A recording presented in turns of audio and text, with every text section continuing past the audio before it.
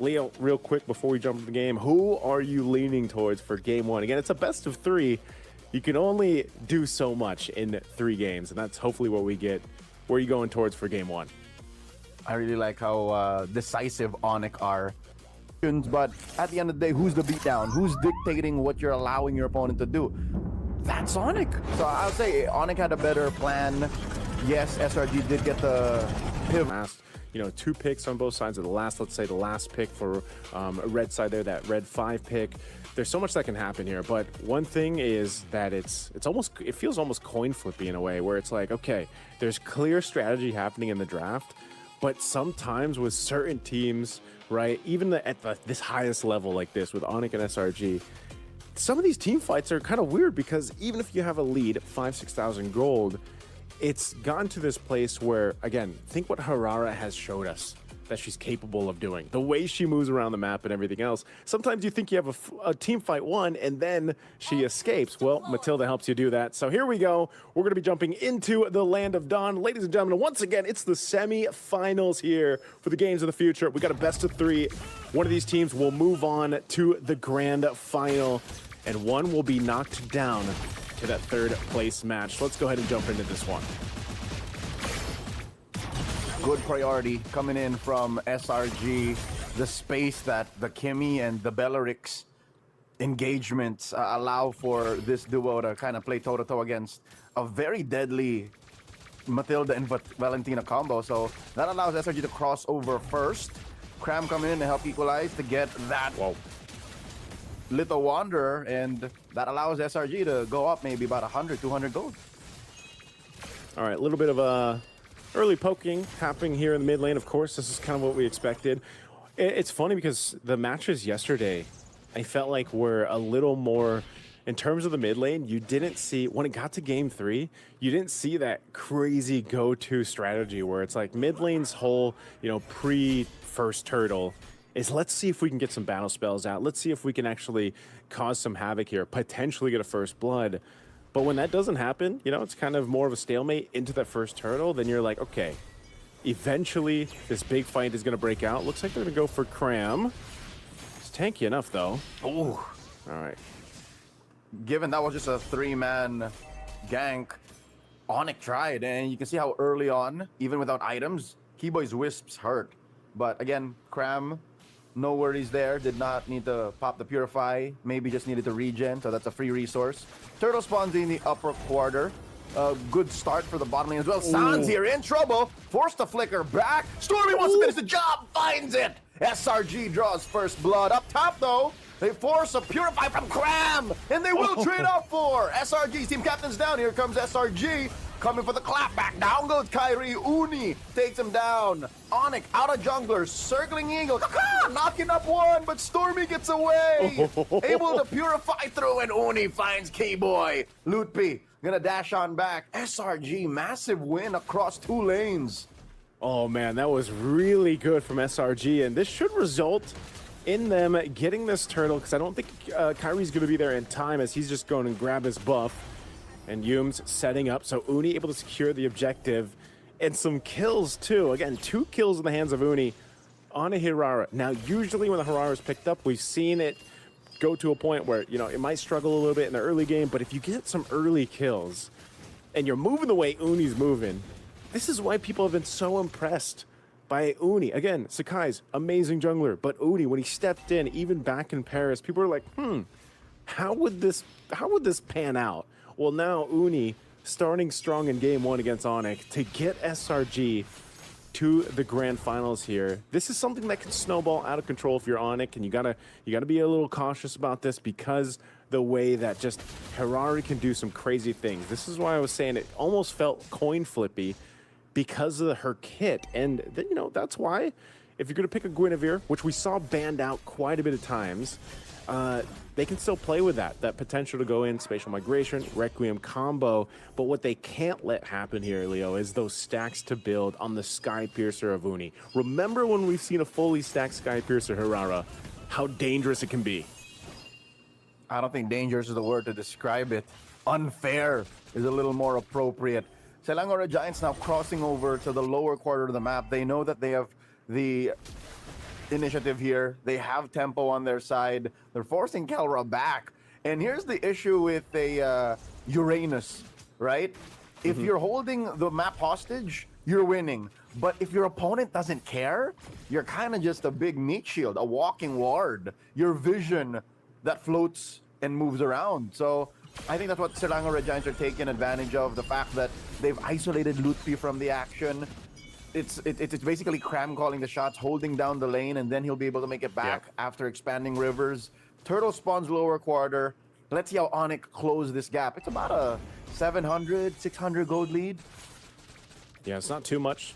Turtle's going to be up, but they'll make their way down here. Again, expanding rivers is the map, so quick rotation for the objectives. SRG doesn't want to go ahead and just start this up blindly, though. They do meet Lutpi here in the mid lane. They knew he was going to rotate down, but not really able to do too much. Cram picking up a Enchanted Talisman. So now they'll decide to go ahead and start up this turtle. Kelro's getting a good push, though, into that turret. Turtle secured. What a yeet coming in from Kairi. That is the pulse thrown out by Stormy, no one home. That's an interesting start. I think the Srg Giants were overthinking it. They were considering we can take it slow, we have them by the ropes, and then ONIC says, nah, we have you by the ropes. All this while, Kelra doesn't even care. I think he paid for that coaching session with that turret down bottom, and he said, I'm gonna get my reps. I will get my sandbag, and he will get a slow push. I don't think Innocent can stop this. Yeah, again, I think he was treating that like a punching bag, basically, as a turret falls. Kelra just goes ahead, converts a turret for ONIC, plus getting that turtle helps them. Again, it's not a big lead or anything, but SRG was maintaining a small one, and now that's pretty much been taken care of. Sans holding on to his own Wrath of the Dryad here. This is a very slow-paced game in terms of fighting, because again, both teams' compositions are that way, right? Uni wants to get stacks, he wants to get kills, which he started, but ONIC responds by just kind of slowing things down. If they can steal objectives, kind of take them away from SRG like that turret and like that turtle, then they're happy with that, because again, they're fighting into this game of we've got utility, right? I think that's the biggest thing on their side, is they've got utility to work with, and they have to be a little more they have to play a little more finesse with these team fights, just because of the crowd control overload. Oh! Okay, Yums. Yums coming in, flicker out the Dryad, stack pending on Sans, but he gets away. Uni says, I will get mine. Couple of iframes already. Kairi looking for his man, finds it. Dash and Requiem closing the gap. Uni overextended himself. Srg Red Giants already down about 1,000 gold. They miscalculated how much range they could play with. ONIC are calling the shots. Kelra books another membership up top. He has a second punching bag to deal with. Yeah, he's going to go ahead and take that one down too. Last turtle is up. Again, Uni getting punished there. Loses a little bit of those stacks, of course, that he built up here with the Sky Piercer. And now Kelra continues to push. Someone's going to have to go deal with him. If he continues to do this, he might rotate down with the expanding rivers just so they can secure this third turtle. It's being held here. It's going to go for a reset. Kelra makes his way. Sounds will clear out the wave. He doesn't have an ultimate stolen yet. Oh, Lutpi doesn't even care, man.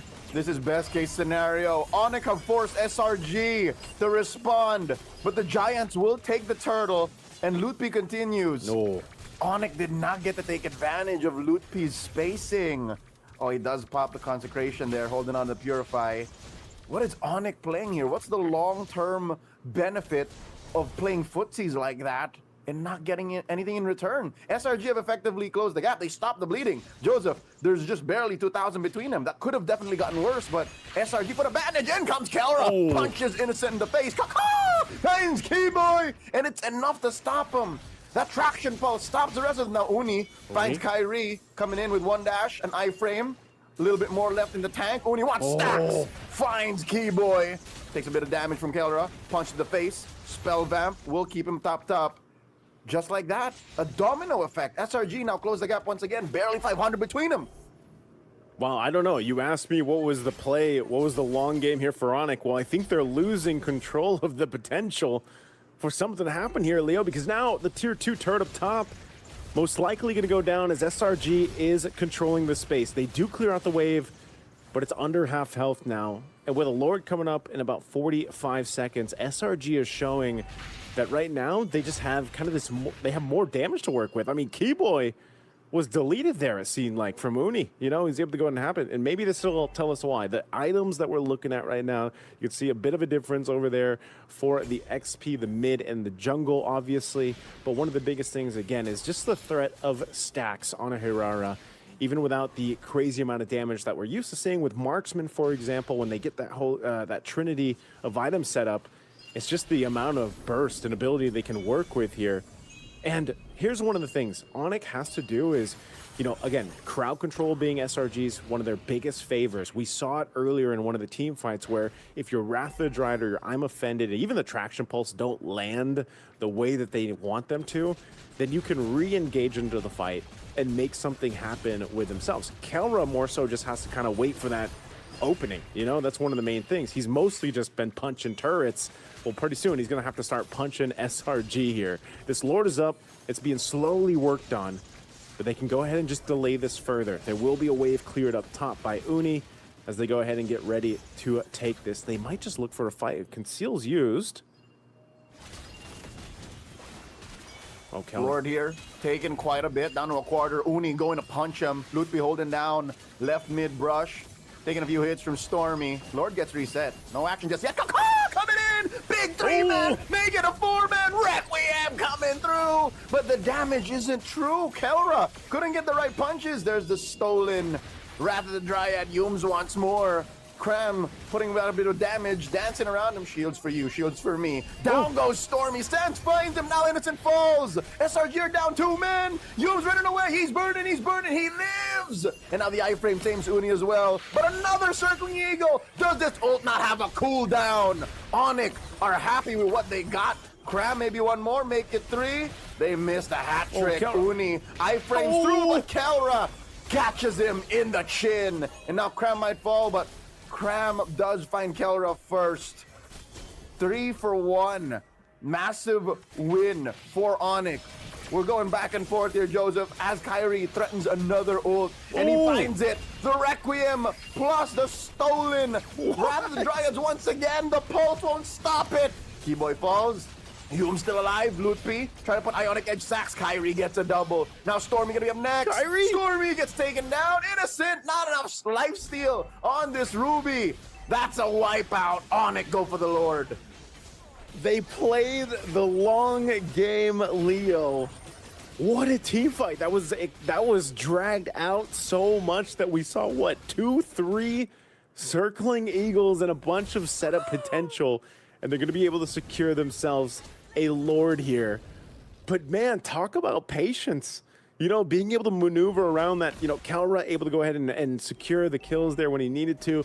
But then it was just Lutfi being that front line bulwark and then playing around Keyboy's guiding wind and circling eagle, allowing Kairi the opportunity to find the right moments of, okay, I can jump in here with that spatial migration, violent requiem when it's up, and make it happen. I mean, these are such long and extended team fights. And think, the last time we used to see this is every single time there was a revitalize on the play. But now there isn't. It's just these compositions. They allow these long team fights to happen. And now for SRG, they're going to lose some real estate across the map. The top tier 2 goes down. Kairi pushes that. They try to deal with this Lord as it's going to slowly make its way to the base turret. Meanwhile, mid turret should go down next. But I'll tell you now, knocking on the base. It's cooldown and spell vamp. That's what's causing all of this, and they're forcing purifies. As soon as ONIC finds that, they go for the kill. Threatening that push on the bottom lane inhibitor. Mid falls, Lutfi taken down by Uni. Stacks traded here and there. Gets one up. Some key item pickups for Selangor Red Giants. ONIC are happy with what they did. No more outer turrets for Malaysia's champions. Okay. They find Lutfi. I'm so surprised that he goes down that quick. But yeah, they lose some holy defense shield. Now SRG's looking for a potential play here. Kairi sees them. Oh, massive Requiem finds 3. Comes in for another circling eagle. Serves up Innocent. And now even Yums won't survive. Cram is dancing away his troubles. He will survive, thankfully. Has enough tankiness. Flicker and combo coming in from the gold standard. Down goes Uni. Cram the only one left. It's a wipeout. KK gets 2. KOs. And now they go straight for the inhibitor. And I think this is where we say, that's it. ONIC played the long game in this best of 3 against SRG. The sustainability, the shields, and the mobility coming in clutch in game 1 to give them the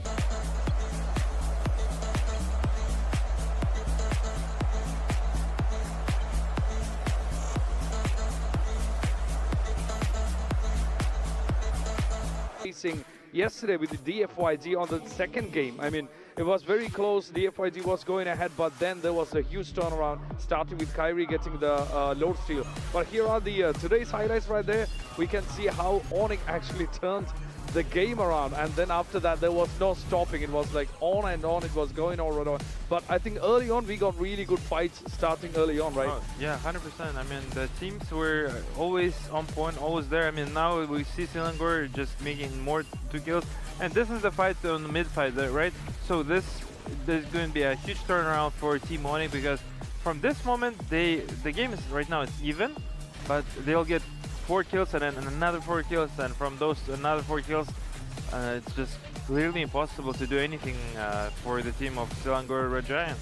I mean, yeah, I mean, as it went after the 10th minute, I think it went kind of non-stop for ONIC. I mean, as soon as the ONIC catched up to the tie, and then from there, ONIC really rushed down to the end of the game really quickly. And we had some really good fights as well. And around, let's say, around 30 minutes, as we will see on the map, on the highlights, by the time, let's say, 12 to 30 minutes, the SRG didn't have any outer turrets to play with. So that was a very, I would say, disadvantage at the SRG side around that point. And then after that, it was kind of easy for ONIC to go ahead, because just before they entered the base for SRG, they already had the team out, the SRG, right? I mean, that was easy for ONIC right there to finish it off. I mean, exactly as how the caster said, that was the moment we all said, like, this is it. And there was nothing after that. They were ready for ending the game right there. We are seeing 13th minute right there. This is where we lost the outer turrets for completely for SRG, and then ONIC was on a non-stop roll. I mean, when we look at even the draft phase, the Sands going with Valentina and Keyboy with the Matilda, I mean, that was interesting to see how that went, and Kairi went with the Guinevere. But I mean, they made it on it, I would say. I mean, there is no, that's the moment that we had a wipeout at 13:56 right there, and then it was an easy win at that point towards the end. Yeah, what I wanted to say, the Uranus was so crazy. Yes. I mean, the way how much damage he absorbed, Loot P, it's just insane. I'm just so curious to see how much damage he got on foot, and when Calera was playing at decent, everybody from the team of the ONIC were playing decent, but